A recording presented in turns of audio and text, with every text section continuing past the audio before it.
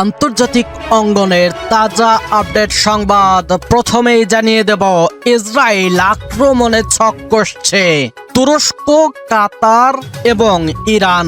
ইসরায়েলের ভয় ইরান নয়, হামলা করবে তুরস্ক। এরপর জানাবো, টানেল হয়ে উঠল অস্ত্র ভান্ডার, মাটির নিচে মিসাইল সাম্রাজ্য। ইরানের ভয়ে কাঁপছে মার্কিন যুক্তরাষ্ট্র। এরপর জানাবো, ইরানকে সঙ্গে নিয়ে নতুন শক্তির জোট গড়বে রাশিয়া, পারমাণবিক খাতে আরো শক্তিশালী হবে পুতিন। এরপর জানাবো, মার্কিন যুক্তরাষ্ট্রের নৌঘাঁটিতে মহা বিপদ, টয়লেটে যেতে পারছে না আমেরিকান নৌসেনারা। ইরান আক্রমণে আসা রণতরীতে টয়লেট বিপর্যয়। এবং সর্বশেষ জানিয়ে দেব, ইরানের বিরুদ্ধে হামলা চালানো যুক্তরাষ্ট্রের জন্য অসম্ভব হয়ে পড়েছে। যুক্তরাষ্ট্রের বিরুদ্ধে মনস্তাত্ত্বিক যুদ্ধে জয়ী ইরান। এতক্ষণ শুনছিলেন সংবাদ শিরোনাম, এখন বিস্তারিত। অনুরোধ থাকবে ভিডিওটিতে একটি লাইক দিন, কমেন্টস করে জানিয়ে দিন আপনি কোন জেলা থেকে বা কোথা থেকে এই সংবাদটি শুনছেন। ভিউয়ার্স, আজকের সংবাদের সবথেকে গুরুত্বপূর্ণ বিষয় হচ্ছে, দখলদার ইহুদিবাদী ইসরায়েল এবং যুক্তরাষ্ট্র মুসলিম শক্তির ভয়ে কাঁপছে। ইরান এবং যুক্তরাষ্ট্র পুরোদমে যুদ্ধ উত্তেজনার মধ্যেই তুরস্কের ভয়ে কাঁপন শুরু দখলদার ইহুদিবাদী ইসরায়েলের। যুদ্ধের জন্য প্রস্তুতি নিচ্ছে ইরান। একের পর এক ভয়ঙ্কর সব ক্ষেপণাস্ত্র, মিসাইল দিয়ে তাক লাগিয়ে দিচ্ছে পশ্চিমা বিশ্বকে। মাটির নিচে মিসাইলের সাম্রাজ্য গড়ে তুলছে ইরান। আর সেই সাথে এই যুদ্ধে ইরানকে সমর্থন দিয়েছে চীন, রাশিয়া, তুরস্ক, উত্তর কোরিয়ার কিম জং উন সহ শক্তিশালী দেশগুলো। যুদ্ধ যদি শুরু হয়, ইরানের বিজয় নিশ্চিত।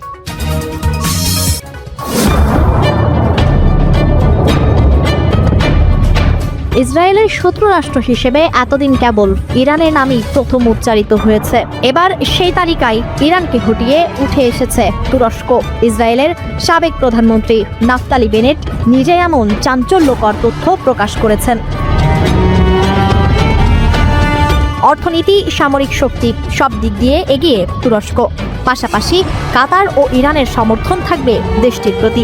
এরদোয়ানকে যথেষ্ট দূরদর্শী নেতা বলে মনে করেন বিশেষজ্ঞরা। তাদের ধারণা, এরদোয়ান সরাসরি যুক্তরাষ্ট্রকে না জড়িয়ে কৌশলে এক ধরনের চাপ প্রয়োগ করতে চান। আর সেটার অংশ হিসেবে ইসরায়েলে তুরস্কের হামলা হলে অবাক হওয়ার কিছুই থাকবে না। তুরস্কের প্রতি কাতারের সমর্থন থাকায় এখন ইরানের বদলে তুরস্কই হয়ে উঠেছে ইসরায়েলের জন্য বড় কৌশলগত হুমকি। একথা ইসরায়েলের সাবেক প্রধানমন্ত্রী নাফতালি বেনেটের। তার এই আলাপ শুধু সাধারণ সতর্কবার্তা নয়, বরং গভীর উদ্বেগের প্রকাশ। ইসরায়েল হয়তো এমন এক সময়ের দিকে যাচ্ছে যখন দেশটিকে আবারও শক্তিশালী আর সমৃদ্ধ কোনো দেশের সঙ্গে নতুন করে যুদ্ধে জড়াতে হতে পারে। এই পরিস্থিতির ঐতিহাসিক দিকও রয়েছে। অনেক বছর ধরে ইসরায়েলের নিরাপত্তা চিন্তার মূল কেন্দ্র ছিল ইরান ও তার শিয়া জোট। ইরানের পারমাণবিক কর্মসূচি, হিজবুল্লাহর ক্ষেপণাস্ত্র, সিরিয়া ও লেবাননে অঘোষিত সংঘাত, সবকিছু মিলিয়ে ইসরায়েলের নীতি আর কৌশল গড়ে উঠেছে মূলত তেহরানকে সামনে রেখে। কিন্তু বেনেটের বক্তব্য বলছে পরিস্থিতি বদলাতে পারে। ন্যাটোর সদস্য তুরস্ক অর্থনীতির দিক থেকে শক্তিশালী। বিশ্ব রাজনীতিতে উচ্চাকাঙ্ক্ষা ধারণা করা দেশটি একটি সুন্নি জোট গড়ে তুলেছে। অনেকের মতে এই জোট ভবিষ্যতে ইরানের শিয়া জোটের চেয়ে বেশি প্রভাবশালী হয়ে উঠতে পারে। ইসরায়েলি কৌশলবিদদের মতে শুধু তুরস্ক নয়, তুরস্ক ও কাতারের একসঙ্গে অবস্থানই বড় উদ্বেগের কারণ। তাদের বিরুদ্ধে মুসলিম ব্রাদারহুডকে সমর্থন দেওয়ার অভিযোগ আছে। ইসরায়েলি কৌশলবিদেরা মনে করছে তারা এমন একটি আদর্শিক প্রভাব ছড়িয়ে দিচ্ছে যা ইরানের শিয়া কট্টরপন্থার মতোই শক্তিশালী হতে পারে। সিরিয়া ও গাজায় তাদের প্রভাব বাড়ছে বলেও মনে করা হচ্ছে। এমনকি সৌদি আরবকে ইসরায়েলের সঙ্গে সাম্প্রতিক সম্পর্ক উন্নয়ন থেকে সরিয়ে নেওয়ার চেষ্টা চলছে, এমন কথা শোনা যাচ্ছে। সবচেয়ে বড় সংখ্যা হলো তুরস্ক ও কাতারের সঙ্গে পারমাণবিক অস্ত্রধারী পাকিস্তান যুক্ত হয়ে নতুন একটি শক্তিশালী জোট গড়ে উঠতে পারে। কাউন্সিল অন ফরেন রিলেশনসের গবেষক স্টিভেন কুকের মতে, এতদিন ইসরায়েল তার প্রতিরক্ষা পরিকল্পনা সাজিয়েছে ইরানের সামরিক শক্তিকে সামনে রেখে। কিন্তু তুরস্ক যদি সৌদি আরবকে নিজের দিকে টানতে পারে বা পাকিস্তানের সঙ্গে ঘনিষ্ঠ সম্পর্ক গড়ে তোলে, তাহলে পুরো কৌশলগত চিত্র দ্রুত বদলে যেতে পারে। তখন উদ্বেগ শুধু ইরানের ক্ষেপণাস্ত্র নয়, বরং পারমাণবিক সক্ষমতা সম্পন্ন একটি সুন্নি শক্তির সম্ভাবনাও সামনে আসবে। ইসরায়েল ও তুরস্কের বিরোধ শুধু মতাদর্শ বা সামরিক বিষয়েই সীমাবদ্ধ নয়, এর অর্থনৈতিক দিকও আছে। 2024 সালের মে মাসে তুরস্ক ইসরায়েলের সঙ্গে সব ধরনের বাণিজ্য বন্ধ করে দেয়। এর আগে সিমেন্ট, অ্যালুমিনিয়াম, সার সহ 54টি পণ্যের রপ্তানিতে নিষেধাজ্ঞা দেওয়া হয়েছিল। ইসরায়েলের পররাষ্ট্রমন্ত্রী কাজ অভিযোগ করেন, হামাসকে সমর্থন দিতে গিয়ে এরদোয়ান নিজের দেশের অর্থনৈতিক স্বার্থকেই ক্ষতিগ্রস্ত করেছেন। ইসরায়েলের কাছে এই বাণিজ্য বয়কট শুধু বাণিজ্য বন্ধের সিদ্ধান্ত নয়, এটি একটি স্পষ্ট বার্তাও। তুরস্ক চাইলে তার অর্থনৈতিক শক্তিকে রাজনৈতিকভাবে ব্যবহার করতে পারে। এদিকে উসমানীয় ঐতিহ্যের কারণে এরদোয়ানের বক্তব্য অনেকের কাছে গ্রহণযোগ্যতা পায়, যা ইরানের বিপ্লবী ভাষণে দেখা যায় না। এ অবস্থায় প্রশ্ন উঠছে, ইসরায়েলের এই সতর্কবার্তা কি বাস্তব পরিস্থিতির মূল্যায়ন নাকি রাজনৈতিক উস্কানি? অনেকেই মনে করেন এটি ভবিষ্যৎ সংঘাতের জন্য প্রস্তুতির বার্তা, যা প্রয়োজনে আগাম পদক্ষেপ নেওয়ার যুক্তি তৈরি করতে পারে। 90-এর দশকে ইসরায়েল আর তুরস্কের মধ্যে সামরিক সহযোগিতা ছিল। এখন দেখা যাচ্ছে অর্থনৈতিক টানাপোড়েন। 7 অক্টোবরের পর উত্তেজনা বেড়েছে ঠিকই, কিন্তু এমন টানাপোড়েন আগে কখনোই দেখা যায়নি এমনও নয়। তবে বর্তমান পরিস্থিতিতে ঝুঁকি ও গুরুত্ব আগের যে কোনো সময়ের চেয়ে অনেক বেশি। তুরস্ককে ইসরায়েলের পরবর্তী ইরান হিসেবে দেখার ধারণার পেছনে শুধু চারদিক থেকে ঘেরাও হওয়ার ভয়ই কাজ করছে না, এর সঙ্গে আছে এমন এক প্রতিদ্বন্দ্বীর আশঙ্কা যে শুধু আদর্শ ভিত্তিক নয়, অর্থনৈতিকভাবে শক্তিশালী, যার সমৃদ্ধ ঐতিহাসিক পটভূমি রয়েছে। ইরানকে ইসরায়েল বিপজ্জনক মনে করে, তবে দেশটি আন্তর্জাতিকভাবে অনেকটাই বিচ্ছিন্ন এবং নানা নিষেধাজ্ঞার মুখে। তুরস্কও ইসরায়েলের জন্য চ্যালেঞ্জ হতে পারে, কিন্তু সে একই সঙ্গে বিশ্ব ব্যবস্থার সঙ্গে যুক্ত এবং একটি বড় বাণিজ্য কেন্দ্র হিসেবে প্রভাবশালী। বেনেটের বক্তব্য সতর্ক বার্তা হোক বা রাজনৈতিক কৌশল, এটি একটি গুরুত্বপূর্ণ বাস্তবতার দিকে ইঙ্গিত করে। ইসরায়েল এখন শুধু শত্রুর বৈরিতাকেই গুরুত্ব দিচ্ছে না, তাদের সক্ষমতা আর গ্রহণযোগ্যতাকেও বিবেচনায় নিচ্ছে। জেরুজালেমের নীতি নির্ধারকরা আবেগিকতা আর বাস্তব পরিস্থিতির মধ্যে পার্থক্য কতটা ঠান্ডা মাথায় বিচার করতে পারবেন তার ওপরেই অনেক কিছু নির্ভর করছে। তা না হলে মধ্যপ্রাচ্য আবারও নতুন এক সংঘাতের ঘূর্ণিতে জড়িয়ে পড়তে পারে, যেখানে তুরস্ক হয়ে উঠবে প্রধান কেন্দ্র।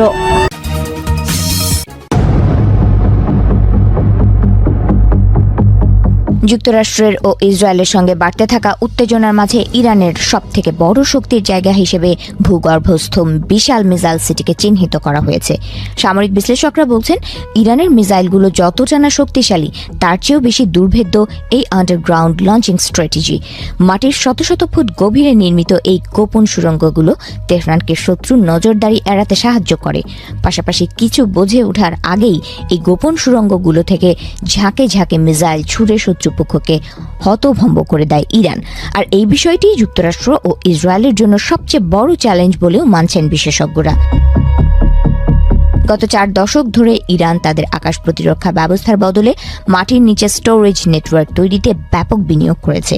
একে সামরিক পরিভাষায় মিসাইল সিটি বলা হয়। এগুলো মূলত পাহাড় বা মাটির গভীরে অবস্থিত বিশাল সুড়ঙ্গ কমপ্লেক্স, যেখানে হাজার হাজার মিসাইল মজুত রাখা হয়। এই অবকাঠামো এমনভাবে তৈরি করা হয়েছে, বাইরে থেকে ড্রোন বা স্যাটেলাইটের মাধ্যমেও এর অবস্থান বা গতিবিধি শনাক্ত করা প্রায় অসম্ভব। ইরানের এই সুড়ঙ্গগুলোতে মিসাইলগুলো সাধারণ গর্তে রাখা হয় না।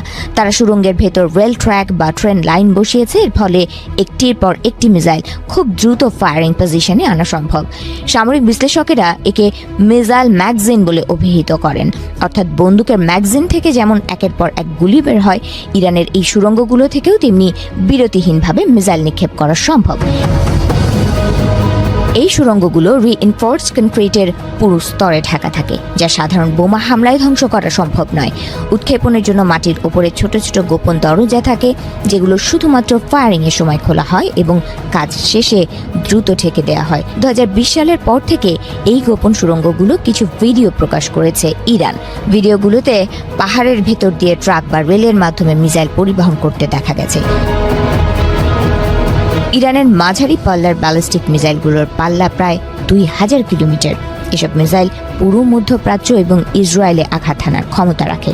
ইরান পরমাণু অস্ত্রের অধিকারী না হলেও এই বিশাল মিসাইল ভান্ডারকে নিজেদের সুরক্ষা কবচ হিসেবে ব্যবহার করে তারা। 2020 সালে ইরাকে মার্কিন ঘাঁটিতে নির্ভুল হামলা চালিয়ে ইরান ইতোমধ্যেই তাদের এই সমন্বিত শক্তির প্রমাণ দিয়েছে।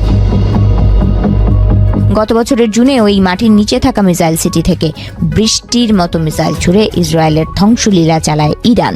যুক্তরাষ্ট্রের সঙ্গে চলমান উত্তেজনার মধ্যেও এই মিসাইল সিটির ওপর ভরসা রেখে নিজেদের যুদ্ধ পরিকল্পনা সাজাচ্ছে ইরান। যুদ্ধ শুরু হলে মাটির গভীরে লুকিয়ে রাখা এই মিসাইল সিটির রহস্য ভেদ করা মার্কিন বাহিনীর জন্য বেশ দুঃসাধ্য হবে বলে মনে করছেন সমর বিশেষজ্ঞরা।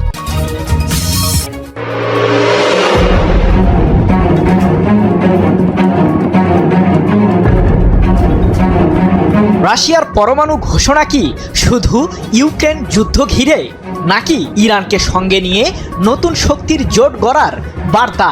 বিশ্ব কি ঢুকছে আরও বিপজ্জনক এক পারমাণবিক প্রতিযোগিতায়? চুক্তির মেয়াদ শেষ হতেই রাশিয়ার নিউক্লিয়ার সক্ষমতা বাড়ানোর ঘোষণা দিলেন প্রেসিডেন্ট ভ্লাদিমির পুতিন। মধ্যপ্রাচ্য থেকে ইউরোপ পর্যন্ত বাড়ছে উত্তেজনা। চুক্তির মেয়াদ শেষ হতেই রাশিয়ার ঘোষণা, পরমাণু শক্তি বাড়ানোই এখন সবচেয়ে বড় অগ্রাধিকার। বিশ্বজুড়ে যখন নিরাপত্তা, কৌশল ও শক্তির ভারসাম্য নিয়ে নতুন করে আলোচনা শুরু হয়েছে, ঠিক সেই সময়েই যুক্তরাষ্ট্রের সঙ্গে সর্বশেষ পারমাণবিক অস্ত্র নিয়ন্ত্রণ চুক্তির মেয়াদ শেষ হওয়ার প্রেক্ষাপটে বড় বার্তা দিয়েছে মস্কো। সম্প্রতি প্রকাশিত এক ভিডিও বার্তায় রাশিয়ার প্রেসিডেন্ট ভ্লাদিমির পুতিন বলেছেন, বর্তমান বৈশ্বিক বাস্তবতায় দেশের পারমাণবিক সক্ষমতা উন্নয়নকে সর্বোচ্চ অগ্রাধিকার দিচ্ছে তার সরকার। এই ভিডিও বার্তা প্রকাশ করেছে রুশ প্রেসিডেন্টের কার্যালয় ক্রেমলিন। ভাষণে পুতিন স্পষ্ট করে বলেন, রাশিয়ার নিরাপত্তা নিশ্চিত করার ক্ষেত্রে পরমাণু অস্ত্রই সবচেয়ে বড় প্রতিরোধক শক্তি। একই সঙ্গে বিশ্বে শক্তির ভারসাম্য বজায় রাখতেও এই সক্ষমতা গুরুত্বপূর্ণ ভূমিকা রাখছে। বিশেষজ্ঞদের মতে এটি কেবল একটি আনুষ্ঠানিক বক্তব্য নয়, বরং পশ্চিমা বিশ্ব, বিশেষ করে যুক্তরাষ্ট্র ও ন্যাটোকে একটি কৌশলগত বার্তা। কারণ সাম্প্রতিক বছরগুলোতে ইউরোপে সামরিক উত্তেজনা বেড়েছে এবং অস্ত্র প্রতিযোগিতার নতুন অধ্যায় শুরু হওয়ার আশঙ্কা তৈরি হয়েছে। এদিকে এই ঘোষণার সময়টিও তাৎপর্যপূর্ণ। ইউক্রেনে রাশিয়ার সামরিক অভিযানের 4 বছর পূর্ণ হতে যাওয়ার ঠিক আগ মুহূর্তেই পুতিন তার বক্তব্যে আরও বলেন, রাশিয়ার সেনাবাহিনী ও নৌবাহিনীকে আধুনিক ও শক্তিশালী করতে নানা পদক্ষেপ নেওয়া হচ্ছে। প্রতিরক্ষা বাহিনীর প্রতিটি শাখার সক্ষমতা বাড়ানো, উন্নত প্রযুক্তি সংযোজন এবং কৌশলগত অস্ত্র ব্যবস্থার উন্নয়ন তার সরকারের অন্যতম লক্ষ্য। বিশ্লেষকদের মতে এই অবস্থান ইঙ্গিত দিচ্ছে যে রাশিয়া দীর্ঘমেয়াদী ভূরাজনৈতিক প্রতিযোগিতার জন্য প্রস্তুতি নিচ্ছে। বিশেষ করে ইউক্রেন যুদ্ধের পর পশ্চিমা নিষেধাজ্ঞা ও সামরিক চাপের মুখে মস্কো এখন প্রতিরোধমূলক কৌশল হিসেবে পারমাণবিক শক্তিকে সামনে আনছে। এতে বিশ্ব রাজনীতিতে নতুন করে উত্তেজনা বাড়তে পারে। কারণ যদি রাশিয়া তার পরমাণু সক্ষমতা দ্রুত বাড়ায়, তাহলে যুক্তরাষ্ট্র ও ইউরোপও পাল্টা পদক্ষেপ নিতে পারে, যা বৈশ্বিক নিরাপত্তা পরিস্থিতিকে আরও জটিল করে তুলবে। সব মিলিয়ে পুতিনের এই বার্তা শুধু সামরিক ঘোষণা নয়, এটি নতুন এক শক্তির ভারসাম্যের ইঙ্গিত। বিশ্ব কি আবার পারমাণবিক প্রতিযোগিতার দিকে এগোচ্ছে, নাকি এটি কেবল কৌশলগত চাপ তৈরির অংশ?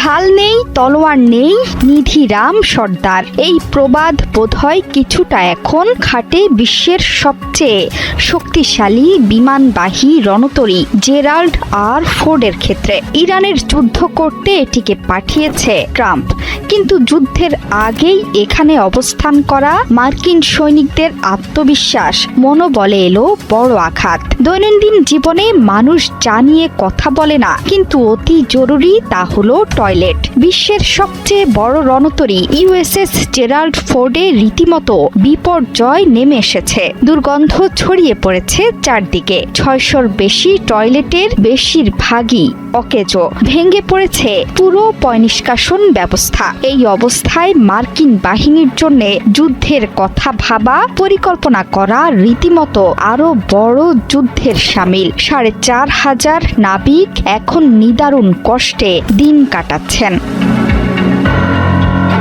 এমনই চাঞ্চল্যকর খবর দিচ্ছে আন্তর্জাতিক গণমাধ্যমগুলো। রণতরীর 600-র বেশি টয়লেটের বেশিরভাগই অকেজো। 2023 সাল থেকে পয়ঃনিষ্কাশন সমস্যা সমাধানে 42টি ফোন করা হয়েছিল। 2025 সালেই এই সংখ্যা ছিল 32। জেরাল্ড ফোর্ড $13.3 বিলিয়ন ব্যয়ে নির্মিত হয়েছিল। গত জুন থেকে সমুদ্রের এক জায়গা থেকে অন্য জায়গায় চলাচল করছে। গণমাধ্যমগুলো বলছে, দীর্ঘ সময় ধরে জাহাজে থাকায় প্রিয়জন হারানো কিংবা সন্তান জন্মের মতো গুরুত্বপূর্ণ পারিবারিক ঘটনাগুলো থেকে দূরে থাকছেন নাবিকরা, যাতে করে তৈরি হচ্ছে তুমুল হতাশা। যদিও বছরের পর বছর ধরে সমস্যা থাকা সত্ত্বেও এই সমস্যা জাহাজের অপারেশনাল প্রস্তুতিতে কোনো বাধা সৃষ্টি করবে না বলে জানিয়েছে নৌবাহিনী। ওয়াল স্ট্রিট জার্নাল বলছে, জাহাজের পয়ঃনিষ্কাশন ব্যবস্থায় বারবার ত্রুটির কথা নিশ্চিত করেছে জাহাজের ক্রুরা, কিন্তু তাতে খুব একটা লাভ হয়নি। বিশেষজ্ঞরা বলছেন, আধুনিক যুদ্ধ এখন আর কেবল আগ্নেয়াস্ত্র দ্বারা সংজ্ঞায়িত হয় না। সংঘর্ষ শুরুর আগেই যদি মনোবল এবং নির্ভরযোগ্যতা ভেঙে পড়তে শুরু করে, তখনই কৌশলগতভাবে পরাজিত হয়ে যায় ওই বাহিনী। জেরাল্ড ফোর্ডের ইসরায়েলের হাইফা বন্দরে নোঙ্গর করার কথা আছে, কিন্তু এত ব্যয়বহুল একটি রণতরীতে দিনের পর দিন পয়ঃনিষ্কাশন ব্যবস্থা ভেঙে পড়ার অভিযোগ মার্কিন বাহিনীর জন্য তৈরি করছে অস্বস্তিকর পরিবেশ। মনস্তাত্ত্বিক যুদ্ধে কি ইরানি জয়ী হলো? ইরানের সামনে কি মাথা নত করতে চলেছে যুক্তরাষ্ট্র? কারণ পারমাণবিক ইস্যুর দোহাই দিয়ে ইরানের উপর সামরিক চাপ প্রয়োগ করেও দেশটিকে দমাতে পারছে না মার্কিন প্রশাসন। এ নিয়ে এক প্রকার হতাশাও প্রকাশ করেছেন যুক্তরাষ্ট্রের প্রেসিডেন্ট ডোনাল্ড ট্রাম্প। যদিও পারমাণবিক ইস্যুকে ঘিরে ইরানকে সময় বেঁধে দিয়েছেন মার্কিন শাসক, সেই সময়ের মাঝে ইরান সমঝোতায় না আসলে দেশটির বিরুদ্ধে হামলার অনুমতি মার্কিন কেন্দ্রীয় কমান্ডকে দেবেন ট্রাম্প। প্রশ্ন হলো, ইরানের বিরুদ্ধে সামরিক হামলা চালানো কি যুক্তরাষ্ট্রের জন্য অসম্ভব হয়ে পড়ছে? ইরান ইস্যুতে এক নির্মম বাস্তবতার মুখোমুখি যুক্তরাষ্ট্র। বিশ্বের অন্যতম শক্তিশালী সামরিক শক্তিধর রাষ্ট্র হয়েও যুক্তরাষ্ট্র কোনো মতেই ইরানকে দমাতে পারছে না। উল্টো মার্কিন প্রশাসনকে লক্ষ্য করে ইরান দিচ্ছে হুমকির বার্তা। ইরানের উপর যুক্তরাষ্ট্রের আঘাত এলেই মধ্যপ্রাচ্যে থাকা মার্কিন সামরিক ঘাঁটিগুলোতে আগুন জ্বলে উঠবে এমন হুঁশিয়ারি দিয়েছে তেহরান। কিন্তু এরপরও কি ষড়যন্ত্রমূলক চেষ্টা অব্যাহত রাখবেন ট্রাম্প? ইউএসএস আব্রাহাম লিঙ্কনের মতো দানবাকৃতির বিমানবাহী রণতরী, সেই সাথে মিসাইল বিধ্বংসী ডেস্ট্রয়ার এবং কয়েক ডজন যুদ্ধ বিমান মধ্যপ্রাচ্যে বর্তমানে এমন সমরাস্ত্রই মোতায়েন করেছে যুক্তরাষ্ট্র। পাশাপাশি বিশ্বের বৃহত্তম বিমানবাহী রণতরী ইউএসএস জেরাল্ড আর ফোর্ডকে পারস্য উপসাগরের দিকে নিয়ে আসছে মার্কিন কেন্দ্রীয় কমান্ড। আর এসবের মূলে রয়েছে পারমাণবিক ইস্যুতে ইরানকে দমানোর যুক্তরাষ্ট্রের ষড়যন্ত্রমূলক চেষ্টা। প্রশ্ন হলো, ইরানকে দমাতে কতটা সফল হলেন ট্রাম্প? যুক্তরাষ্ট্রের সামরিক চাপের মুখেই ইরান সম্প্রতি উন্মোচন করেছে খোরাম শাহর 4 মডেলের শক্তিশালী ব্যালিস্টিক মিসাইল, যার হামলা চালানোর রেঞ্জ 2000 কিলোমিটার। আর ইরানের এমন প্রতিক্রিয়া দেখেই হতবাক মার্কিন প্রেসিডেন্ট ট্রাম্প। তাই তো যুক্তরাষ্ট্রের সামরিক কর্মকর্তাদের কাছে একটাই প্রশ্ন জিজ্ঞেস করছেন ট্রাম্প, ইরান এখনো কেন মার্কিন প্রশাসনের কাছে আত্মসমর্পণ করছে না? ইরান প্রসঙ্গে এখন অনেকটাই হতাশ মার্কিন প্রেসিডেন্ট ট্রাম্প। এমন ইঙ্গিত দিয়ে মধ্যপ্রাচ্যে নিযুক্ত যুক্তরাষ্ট্রের বিশেষ দূত স্টিভ উইটকফ বলেছেন, আমাদের প্রেসিডেন্টের কাছে অনেক ধরনের বিকল্প ব্যবস্থা তৈরি রয়েছে, যার মাঝে ইরানের বিরুদ্ধে সামরিক অভিযান চালানো অন্যতম। তবুও ট্রাম্প জানতে চাইছেন কেন ইরান এখনো আত্মসমর্পণ করছে না, যদিও সেই জায়গায় ইরানকে নিয়ে যাওয়া অত্যন্ত কঠিন একটা ব্যাপার। 23 ফেব্রুয়ারি এক প্রতিবেদনে বিষয়টি নিশ্চিত করেছে ব্রিটিশ সংবাদ মাধ্যম বিবিসি। সাম্প্রতিক সময়ে ইরানের পারমাণবিক ইস্যুতে দেশটির সাথে 2 দফায় পরোক্ষ বৈঠক সেরেছে যুক্তরাষ্ট্র। আর ইরানের পররাষ্ট্রমন্ত্রী আব্বাস আরাকচিও আলোচনার মাধ্যমেই বিষয়টি সমাধানের সম্ভাবনার কথাও জানিয়েছেন। কিন্তু এর বিনিময়ে ইরানের উপর জারি হওয়া যুক্তরাষ্ট্রের বাণিজ্যিক নিষেধাজ্ঞাগুলোকে প্রত্যাহারের শর্তও দিয়েছে তেহরান। অন্যথায় মার্কিন প্রশাসনের সাথে কোনো ধরনের আপোষ করবে না ইরান। যদিও ইরানকে 2 সপ্তাহের একটি আল্টিমেটাম দিয়েছেন প্রেসিডেন্ট ট্রাম্প। এই সময়ের মাঝে ইরান পারমাণবিক ইস্যুতে সমঝোতা না করলে দেশটিতে আক্রমণ চালানোর হুঁশিয়ারিও দিয়েছেন মার্কিন শাসক। কিন্তু ইরানের বিরুদ্ধে হামলা চালানো এবার যে খুব একটা সহজ হবে না সে বিষয়েও অবগত ট্রাম্প, যার কারণে সীমিত পরিসরে ইরানের বিরুদ্ধে হামলা চালানোর ছক তৈরি করছে যুক্তরাষ্ট্র।